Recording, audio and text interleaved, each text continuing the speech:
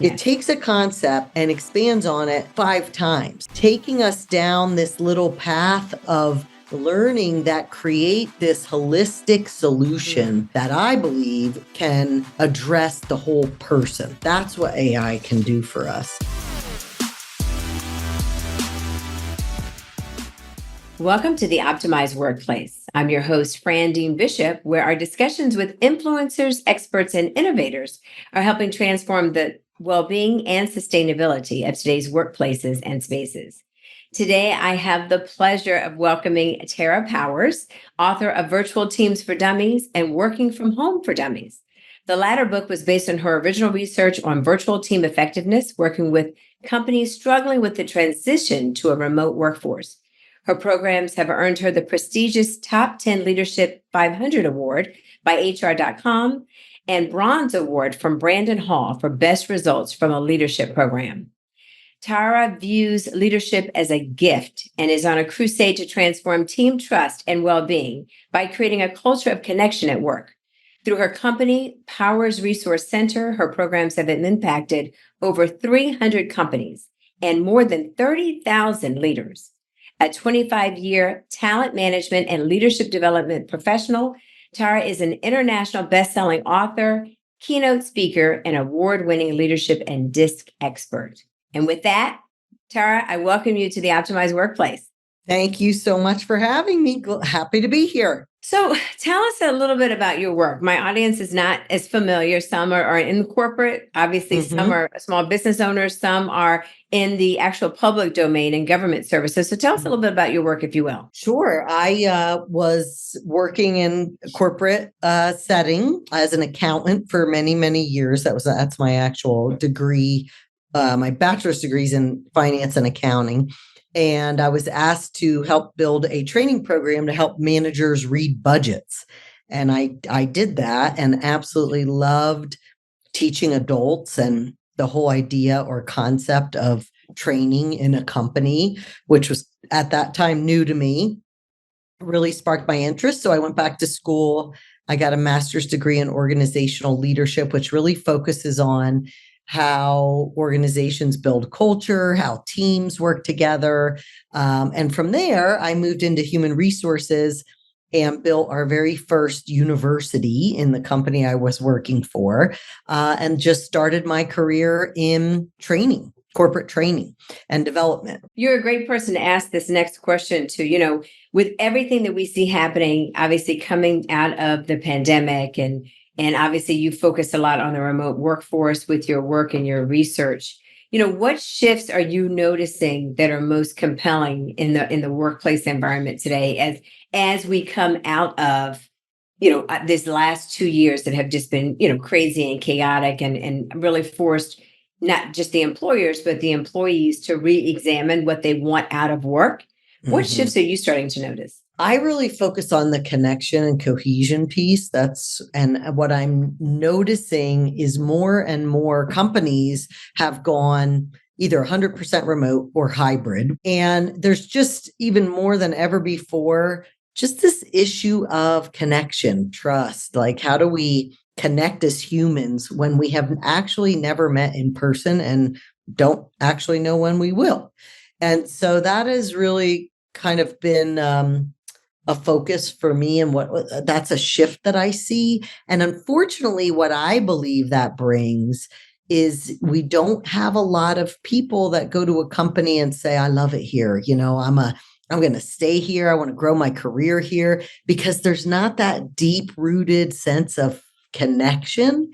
Yeah. And so I'm trying to see how we can address that. How do we build virtual cultures? How do we actually build these feelings of trust with someone that I only met over a computer screen? So it's a tricky spot for people. And I think it's hard for companies to feel like they even have a culture because they aren't all together. And so really kind of looking at how do we establish this sense of culture, even though we're not in the same place at the same time. So I think there's a lot of pros and cons, which, we kind of knew all along. The pros certainly for individuals and leaders we get to have a little bit more space and time and freedom to live life because we're not traveling as much. I do think that's a big plus. I think a lot of people might feel more comfortable and less stressed working from home in some cases. I'm not saying in every case. But I also feel that the biggest issue is the connection. And so we see a lot of companies right now. I just read a stat said by the end of 2024, 8 out of 10 companies are going to tell employees to all come back to work. I just read that. And it's interesting because I am working with the companies that are struggling with how do we keep that connection alive, which has generated so much innovation and creativity amongst our teams when we're seeing it basically disappear when we're virtual. So I feel their pain, and I also feel the pros of the individual who says, I love working from home. Let me do that 3 days a week at least, or full time. So it's going to be interesting. I can't imagine how it's all going to play out. I think some combination of flexible work schedules, remote and in person are necessary. I see the shift for companies and them struggling with creativity and trust and innovation and all of these things that we know are important as we continue to, change at warp speed. So they're just trying to figure it out too. And there isn't any perfect answer. I think it's a work in progress. And it's not always easy, and it's kind of painful for everybody, really. Yeah. So in terms of, though, for employees, I think people have a lot more options. I mean, I look at jobs all the time just because I'm interested in what's out there. And, they're all like, you can be remote, full-time, part-time. There's just a lot of options for the type of work environment you want. Mm-hmm. I have noticed over COVID, because of course we were all remote, I missed human interaction, and I am better when I'm with people in person and brainstorming. And so what I've done the last year since everything kind of has opened up is threw myself back into groups where we meet. I just got back from being in Texas for 2 days with a accelerator group I got into for a tech idea for the learning and development space, and to just be in a room with really smart people from around the world. Mm-hmm. It does something for you, your brain. 100%. It like totally elevates your thinking, your confidence, what's possible for you. And I'm a huge proponent of being virtual. My team's all virtual, but I recognize the value and benefit of the in-person as well. So I think employees and companies have to figure out a way to be more flexible with each other and recognize that we're just trying to figure out how do we do this in a way that meets everybody's needs. And it's we're still trying to figure that out. Yes. No, I completely resonate with what you were saying. There's two really interesting studies. MIT did one, Stanford did another. Gallup commented on both of them about how the workforce of the future is really going to be hybrid. This idea around fully remote, it really doesn't work. The research shows that people are not as productive, and not as much work is getting done. And, being a business is based here in Washington, D.C., 80% of our work is federal, and we're certainly seeing it. I have seen since January 1st, or really January 3rd, the traffic is busier, the Beltway is busier, 95 is busier. People are definitely back to work. So it's a hybrid thing. And I definitely think Monday is from home, Friday's from home, but that Tuesday, Wednesday, Thursday, the roads are packed. So I definitely agree with that. I think the other piece of what you were sharing is that there is a lot of connection, right? In being together and being served together. We're working on projects now where it's not just about bringing people back, but it's really about redesigning the workplace and the space, right? That people are in, so they feel alive, they feel vibrant, they feel like they're thriving. And so that's exciting for us because I do a lot of speaking as well, just like you mentioned. And when you get people together and you get those rich conversations bubbling and the conference room bubbles up and you get a couple hundred people talking about what's important, you can't exchange that. And you can't get that on Zoom. I don't care how No, hard you try, you it's not can't. happening. I don't care how great Mm-mm, the technology is, it's not happening on mm-mm. Zoom. So you need people to be live, to be able to reach out and touch each other, hopefully 6 feet Yes. apart, six Yeah. feet apart, but Yeah. touch each other so that they Yep. can get that connection, feel that vibe, and Mhm. get that, like you said, that energy going, because that's where the fresh ideas come up. So completely 100%, resonate with what you were saying. I'm curious though, as a training development expert, what advances would you like to see happen? If you got Yeah. to, wave your wand, you've been doing this for quite a while, right? Mhm. And I get that question for well-being, but I'm curious, what advances would you most like to see as people think about training and development for the future and the future of Yeah. work? One of the biggest points that has been made is that we cannot go back to the same stale vanilla rooms and Mhm. artificial lighting and same boring Yeah. LMS systems and do Yes. T&D the same way. So what would you like to most see different?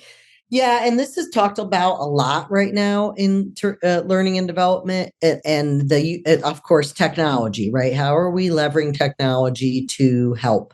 And what I think is shifting, and what is happening, and it's happening. It's not, and I think this is going to be the year of AI completely blowing our minds. And if you're not using Chat GBT, holy cow, that is pretty phenomenal stuff right there.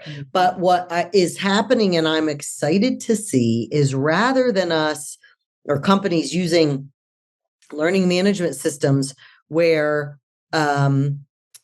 people are going to get information. So I am going out to a learning management system and I need help with this. So give me this e-learning course. What's happening is they're building these learning experience platforms where I go and I contribute information. I find what I need. It gives me more than I need. It takes me down a path of learning that is going to help me excel in my career or in my job. It's almost like internal Google searches, but for your own development, right? And then you get all the access you need to whatever you need. And you can also add to that if necessary. So I guess what I think is going to transform, and I think is really what we need, is just in time support and learning for what I need in the moment as a Mhm. leader, as a learner, and it's going to be quicker, faster. Like we're going to get what we need immediately. We don't have to wait for an in-person session, but they still have a purpose because we just said how that works. And what I would like to see is that we leverage technology to maybe get a formula, a communication process, a feedback tool. We get the tool, but then we bring everybody together to practice it and coach each other on it and talk about how I'm going to use it and what am I afraid of. And we start to, when we bring people together, the purpose is sharing vulnerability, right? Like learning from one another. And not, do we have to do so much of the teaching of the tool or the process in the classroom? Can we use AI or can we use technology to give us a kind of an immersive, interesting experience so that it sticks with us? But then when we bring people in person, it's very purposeful. And the purpose is to have an experience together Mm. and up level our confidence and our engagement around you doing something new, around changing our behavior, because that is why people, when they come together, it should be very purposeful. Yes. We're being vulnerable, we're trying things we haven't done before, we're talking about what we're worried about, we're coaching and supporting each other. That's where we're going to start to see change happen at scale, when people are getting what they need just in time and then somehow giving them that support in person, because we know it makes so much of a difference. That So is that's so rich. I love that. I love the learning experiences piece. I yeah. think that is phenomenal. And when you said that, as you were explaining it, the first thing that came to mind is when we were all shuttered in and the boob tube became like your new best friend, how you saw platforms like Paramount and Netflix become learning environments, right? And Yeah. I immediately think of this program I love called Blue Zones, where Oh, it teaches you about these centenarians all over the yes. world and the blue zones and all this. Yep. But it's part documentary, part entertainment, part, as he goes through it, you think about, okay, so what can I do in my own life and my own environment to create my own blue zone? And so he Yes. did become very experiential. So that's exactly, I love that. Yeah. And folks, I hope you heard what she said, which I thought was a really pivotal point that you brought out for those of you who are running a team or running training or what have you in your organizations, is that you do have to bring people together to lock in the learning and the Mhm. experience, right? Virtual is, you got to get beyond the virtual. And as you said that, Tara, what immediately came to mind for me being in well-being and wellness is that during COVID, we had so much of these free stand-up virtual fitness programs. But then as things kind of loosened up a little bit, people found these open fields and open parks and got together and distanced themselves and did these workouts, right? So Together. eventually, because Yeah. people miss the connection, like you got to Mhm. get the, because Yes. the learning is with the connection. It's not through the Bluetooth by Absolutely. yourself, right? Yes. Yeah. So we can learn, a 5-step process of how to get feedback. But if we're not actually in a room practicing it, getting someone telling us, hey, you might want to think about your style there, or the way you said that might come across in a way that isn't as positive as you want, or allow for more contribution from the employee, Mhm. and or coaching someone who's having a really tough time just with their own confidence levels, and to be able to get that peer support, coaching, and feedback from people in the same boat as me. That's what anchors the learning. That's what really changes it from a, oh, that was a nice interesting thing I read or I Yeah. watched, Yeah. to I can actually do this and it felt good and it's something I'm going to try. Yeah, so that's super, super important. And I love what you said about Netflix, because you know how when you go on Netflix and it basically says, based on your past, the things that you've watched, you might be interested in this. Well, that's what's happening on these learning experience platforms. Yeah. So if I am going onto these platforms and I'm looking for how to have difficult conversations, right? And it's giving me some, information and training around that. The next Mhm. time I go on there, it might say, because of your last, search, you might be interested in how to create psychological safety, when you're having a conversation with someone. How do you make sure it's collaborative? Like, so it just expands. It Yes. takes a concept and expands on it, like, 5 times, which Mhm. to me is now giving us the ability to really focus on the whole person. Like, it's not just, I need this tool to have a difficult conversation, Yep. but how do I have a difficult conversation and create psychological safety, and have someone make sure that they're contributing too, that I'm asking good, appreciative inquiry questions. Like, it's just like taking us down this little path or nodules of learning that create this holistic Mhm. solution that I believe can address the whole person. That's what AI can do for us. And then we come together to talk about it, practice it, talk about what we're afraid of, talk about our fears, the vulnerability piece, which is what we know builds trust and confidence. That's what I hope happens. That is so, I'm like, if you were driving or if you were washing dishes or you're helping the kids and you did not hear rewind, I want you all to hit rewind and listen to what Tara just said. Because, okay, so really as the kids like to say, you were spitting fabulousness. And I hope you Awesome. guys really got that. Because here's the deal, guys, and this is so key across, I don't care what landscape. So let's say you're listening, but you're not really focused on this because you really want to have a better body. Like you, so you're kind of into the training development, but that's not what you're really here for. What she's really saying is that it's layers. Yes, So let's say you're focusing absolutely. on your leadership, right? And you've Mhm. got great authenticity, but you have no self awareness, right? Or you have no self regulation. And people tell you that all the time, like, hello, get a grip. So, what she's saying is that as you're working on one area through AI, through experiential learning, it's Mhm. automatically going to trigger you to say, okay, this is great. And we understand you like this. You probably like this because X is showing up. or you need to know about X, or X is important. I relate this immediately, Tara, to the wellness world because it made me immediately think about a client that I loved her so much. She had such a sweetness in my heart, but she didn't want to do anything. She's like, I'm doing this, but I'm not really feeling it, Fran. I'm paying for it because my doctor says I have to. So that's why I'm keeping myself well. And so she only liked to eat peas. Her idea of eating vegetables was peas only. I said, go and make yourself a salad on a regular basis. It was peas only.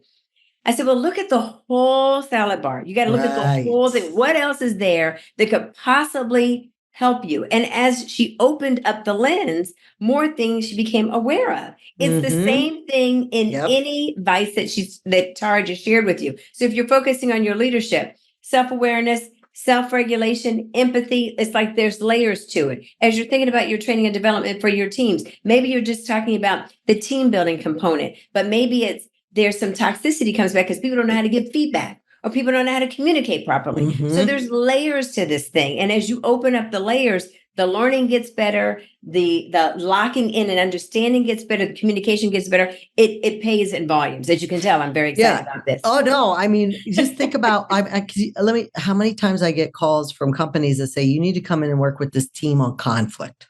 And I say, well, conflict's what we're seeing. It's like the top of the iceberg, right? What's causing and contributing to the conflict is all down below the surface. It could be an emotional intelligence issue, like you just mentioned. We have half the team that doesn't know how to self-regulate, or is not aware of their direct communication style that cuts everybody off in meetings. I mean, there's like layers and layers of things underneath the surface that are causing the symptom, which is conflict. And that is something that I think technology can help us with. I mean, I try to uncover that just through a needs analysis. When someone says my team needs help with conflict, I'm like, well, let's kind of find out why conflict that is happening, right? Because that's probably not what you need, is how to resolve conflict. We actually probably need to do emotional awareness training, emotional intelligence training. Roles and responsibilities aren't clear.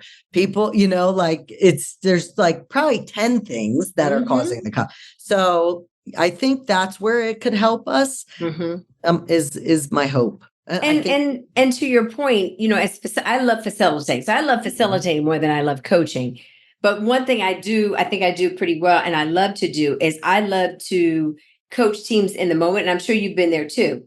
But in order to be really a master facilitator, a master coach, and be able to do it in the moment, the one thing we need, which you will agree, I'm sure, is you have to have willing participants.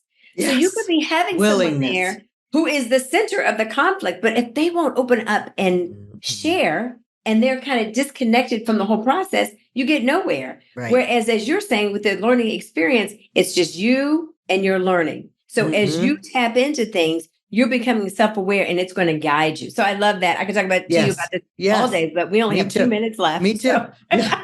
No worries. So as we round the corner, I have to ask, are there any, exciting projects or anything on the horizon for you that you'd like to share with our audience, or anything we should be in expectation of?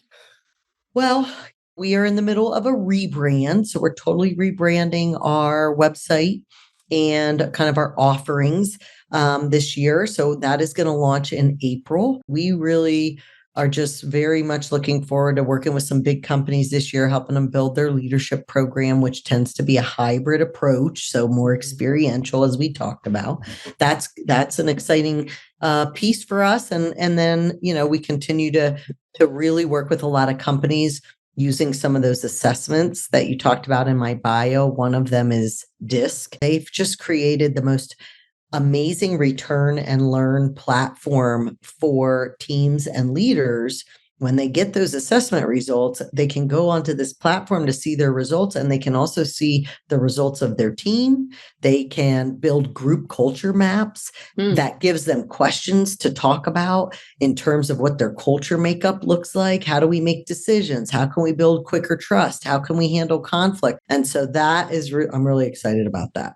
That's fantastic. Yeah. So, in our last moments together, I'm asking all of my guests starting this year, how will you embrace well being for yourself in 2024? Oh my goodness. Well, is that a question? So I had two big major surgeries in 2023, broke my ankle, had to get it all Oof, tied back together, been and there. I had hip resurface. So to Ooh, me, well-being and my health this year is of utmost importance. Choose a habit that helps you get in the right mindset, because in my belief is mindset is everything. You can exercise all you want, but if your mindset is constantly telling you you're not good enough, you're never going to be enough, you're going to have sickness in your body anyway. So I would work on the mindset. I'm also part of a year-long mindset course this year. So I'm really focused on mindset when it comes to mm, well-being. I love that. I think it's a Yeah, fantastic place to end. Tara, I have so enjoyed this conversation. Thank you so much for being you with us are so today. welcome. Thanks for having me. This has been fabulous. And thank all of you who have listened in with this call with Tara Powers. Anything you want to know about her will be in the show notes. So please look below. If you like this episode, please be sure to follow us and like us on your favorite podcast platform. And lastly, connect with me on LinkedIn. I'm no stranger. I'm Fran Dean Bishop. So connect with me on LinkedIn. Follow Aero Buddies on LinkedIn. And always, as I tell you, remember, it's many, that small, monumental moments that make the biggest difference in your day. I'm Fran. Take care, everyone.